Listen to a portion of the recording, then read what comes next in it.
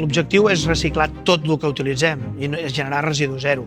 Tenim contenidors pel cartró que ens sobra, pel vidre que ens sobra, pel plàstic que generem, però a part d'això, el residu de la brema, que és el gra, el pinyol, el raïm, la pell i la rapa, es porta a destil·lar. Tenim una destil·ladora a 2 quilòmetres d'aquí, que és la que destil·la tota la rapa i raïm de tot Catalunya, per fer alcohol d'ús de boca.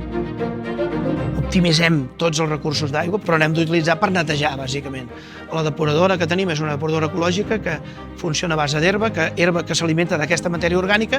L'aigua que surt neta la tornem a reciclar en una piscina gran de 3 milions de litres i allà es pot utilitzar per reg de jardí o per reg de vinya.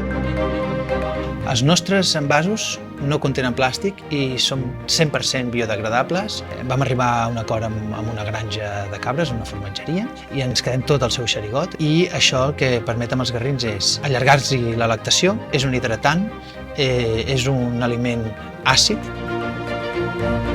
Del que nosaltres estem més contents és que hem estat capaços, aplicant les tècniques que ja coneixem i les noves tecnologies, de fer una planta que no genera residus.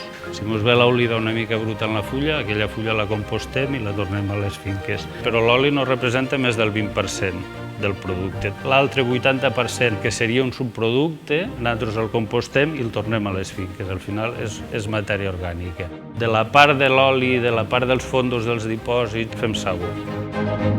El que aprofitem, per exemple, la pellofa, per exemple, de l'espelta, ho podem ficar com a virutes al terra, al sòl.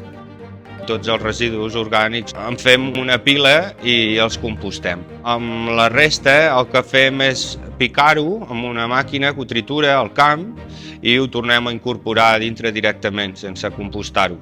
Al fermentar aquestes fulles fan que es desprenguin uns gasos que ens ajuden a la desinfecció del terra.